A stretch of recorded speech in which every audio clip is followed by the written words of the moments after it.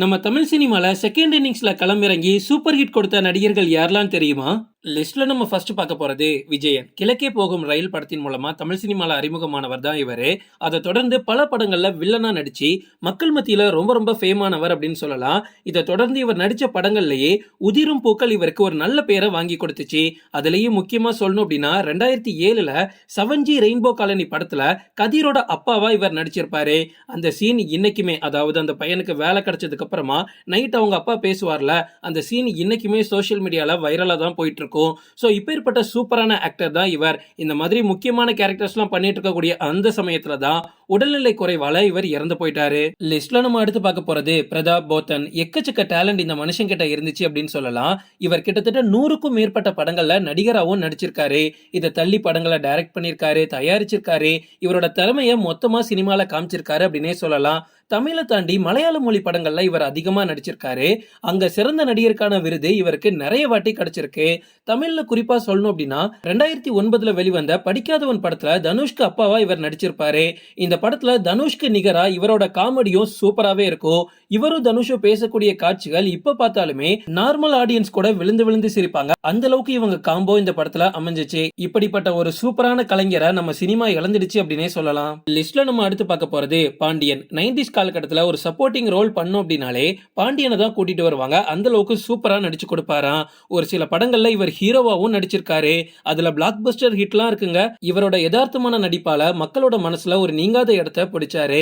அதுலயும் 2001ல அஜித்தோட மாறுபட்ட நடிப்புல வெளிவந்த படம் தான் சிட்டிசன். இந்த படத்துல வாப்பா அப்படின்ற கேரக்டர் இவர் தான் பண்ணிருப்பாரு.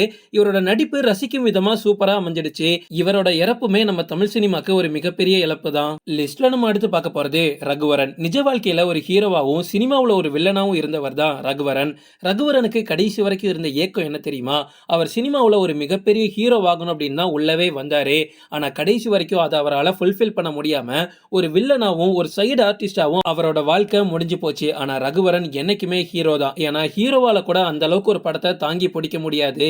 ஆனா ரகுவரனுக்கு கொடுக்கக்கூடிய ரோலை அவ்வளவு சூப்பரா பண்ணி கொடுப்பாரு. இவரோட நடிப்பை பாராட்டாதவங்க இருக்கவே முடியாது. அந்த அளவுக்கு சூப்பரா நடிப்பாரு. ஒரு காலகட்டத்தில் இவருக்கு இருந்த சில கெட்ட பழக்கங்கள் காரணமாகவும் அவரோட கன்சிஸ்டன்சி மிஸ் ஆனதுனாலும் ஷூட்டிங் ஸ்பாட்டுக்கு சரியான டைமுக்கு வராததுனாலும் நிறைய பிரச்சனை நடந்து சினிமாவை விட்டு கொஞ்சம் விலகி இருந்தாரு.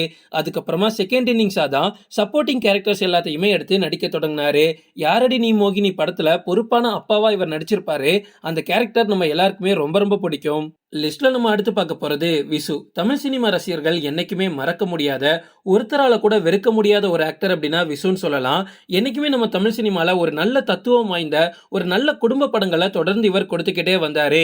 இவர் எழுதிய படங்கள்னாலும் சரி, டைரக்ட் பண்ணதுனாலும் சரி, எல்லாமே சூப்பரா இருக்கும். அதுவும் இவரோட ஆக்டிங் ரொம்ப ரொம்ப வித்தியாசமா இருக்கும்.